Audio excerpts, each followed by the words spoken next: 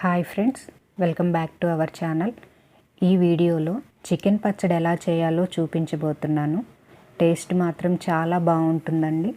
ఒక్కసారి ట్రై చేసి చూడండి. నేను ఇక్కడ 2 కేజీలు చికెన్ తీసుకుంటున్నానండి. బోన్ అయినా బోన్లెస్ అయినా ఏదైనా తీసుకోవచ్చు.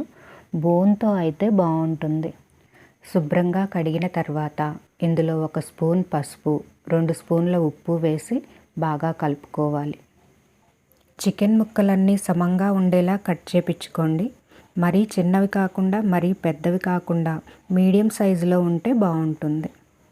ఇలా బాగా కలిపిన తర్వాత మూత పెట్టేసి ఒక 15 నిమిషాలు మ్యారినేట్ చేసుకోవాలి.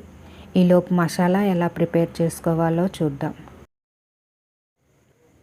కడాయిలో 2 స్పూన్ల మెంతులు వేసి ఒక 15 సెకండ్లు లో ఫ్లేమ్లో వేయించుకోవాలి.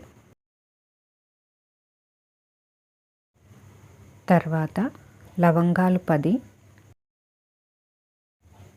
యాలకులు 4, చిన్న చెక్క వేసి మరో 15 సెకండ్లు వేయించాలి. 4 స్పూన్ల ధనియాలు వేసి దోరగా వేయించాలి.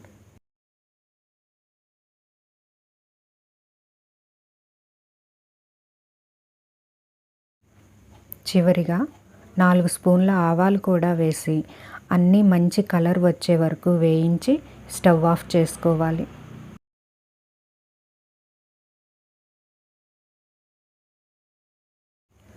పూర్తిగా చల్లారిన తర్వాత వీటిని మెత్తగా పొడి చేసి పెట్టుకోవాలి.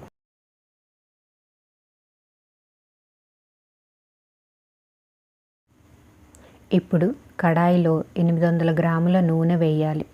ఇక్కడ నేను వేరుశనగ నూనె తీసుకుంటున్నానండి. పప్పు నూనె కానీ వేరుశనగ నూనె కానీ అయితే పచ్చడికి బాగుంటుంది. నూనె వేడెక్కిన తర్వాత మనం మ్యారినేట్ చేసి పెట్టుకున్న చికెన్ వేసి హై ఫ్లేమ్లో గోల్డెన్ కలర్ వచ్చే వరకు వేయించాలి. ముక్కలన్నీ ఒకేసారి వేసేయకుండా సరిపడా వేసి వేయించుకోవాలి. చికెన్ పచ్చడికి కానీ రొయ్యల పచ్చడికి కానీ కేజీకి 400 గ్రాముల ఆయిల్ ఖచ్చితంగా పడుతుంది. గానుగులో అయితే ఫ్రెష్గా కల్తీ లేని ఆయిల్ దొరుకుతుంది.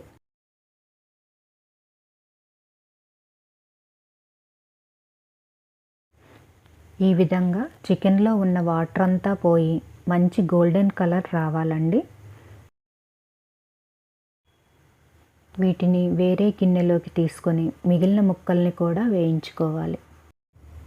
చికెన్ ముక్కలు సరిగా వేగకపోతే పచ్చడి పాడైపోతుంది. అలా అని మరీ ఎర్రగా వేయించేయకూడదు. ఎక్కువసేపు వేయించేసినా కరకరలాడతాయి. చికెన్ తిన్న ఫీలింగ్ రాదు. జస్ట్ గోల్డెన్ కలర్ వస్తే చాలు. పెద్ద పాత్ర తీసుకొని వేయించండి. నూనె పొంగే ఛాన్స్ ఉంది.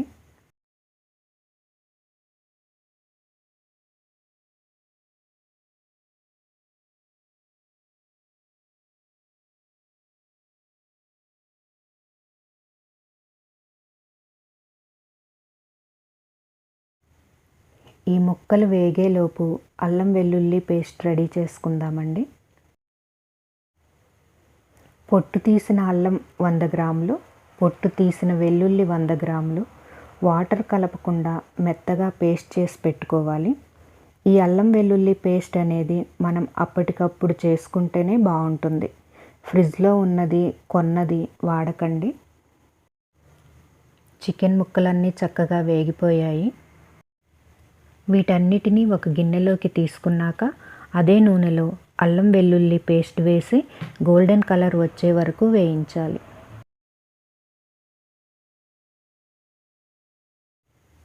నూనె పొంగుతుంది. ఏదైనా చెక్క గరిటె పైన పెట్టి లో ఫ్లేమ్లో వేయించండి.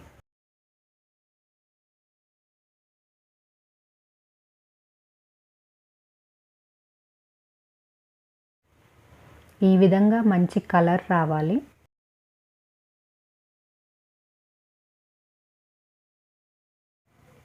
ఇప్పుడు కరివేపాకు వేసి కొద్దిసేపు వేయించి స్టవ్ ఆఫ్ చేయాలి. కరివేపాకు వేయడం వల్ల పచ్చడికి మంచి ఫ్లేవర్ వస్తుందండి. కరివేపాకు ఆరోగ్యానికి కూడా చాలా మంచిది. ఇష్టం లేని వాళ్ళు స్కిప్ చేయొచ్చు.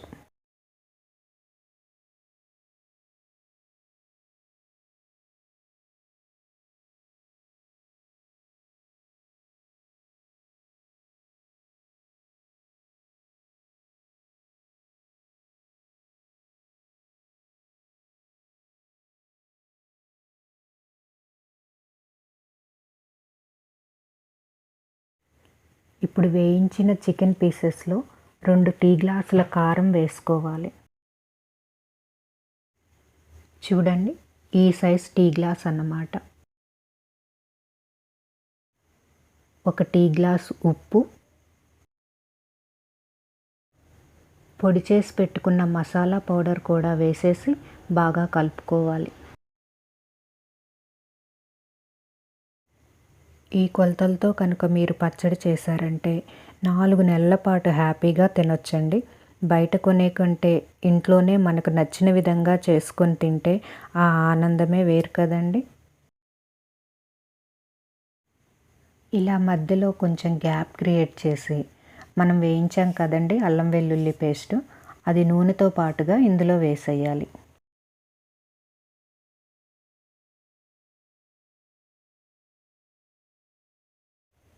వేడిగా ఉంటుంది కాబట్టి గరిటెతో అన్నీ కలిసే విధంగా బాగా కలుపుకోవాలి.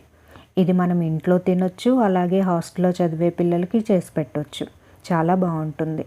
మీరు తప్పకుండా ట్రై చేసి కామెంట్ చేయండి.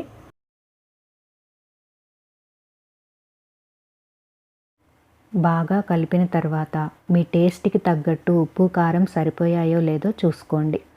ఏదైనా సరిపోకపోతే ఇప్పుడో కలుపుకోవాలి. కొంచెం ఉప్పు తక్కువైంది, మరో 1/2 గ్లాస్ కలుపుతున్నాను. ముందరే వేసేస్తే ఎక్కువైతే మనం చేయగలిగేది ఏమీ ఉండదు కాబట్టి రుచి చూసిన తర్వాత కలుపుకోవడం మంచిది. ఆయిల్ కూడా మీకు సరిపోదు అనిపిస్తే కాసి వేసుకోవచ్చు. కొంచెం వేడి తగ్గనివ్వండి. ఈ విధంగా కొంచెం వేడి తగ్గాక 2 టీ గ్లాసుల నిమ్మరసం వేయాలండి. ఇదే ఈ పచ్చడికి అసలైన రుచి. కొలతలన్నింటినీ ఒకటే గ్లాస్ వాడండి, వేరే వేరే గ్లాసులు వాడితే తేడా వస్తుంది.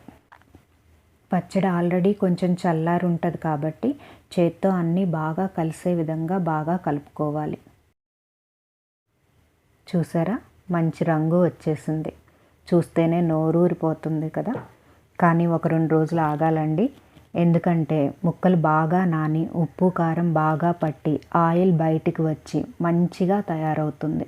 అప్పుడు తింటే మస్తు ఉంటుంది.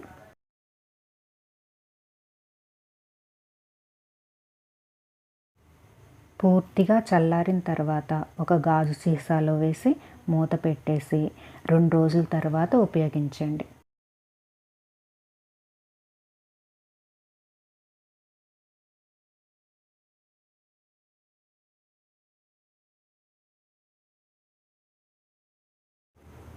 ఓకే ఫ్రెండ్స్, ఈ వీడియో మీకు నచ్చింది అనుకుంటున్నాను. తప్పకుండా ట్రై చేసి కామెంట్ చేయటం మర్చిపోకండి. మరో వీడియోతో మళ్ళీ కలుద్దాం. బాయ్.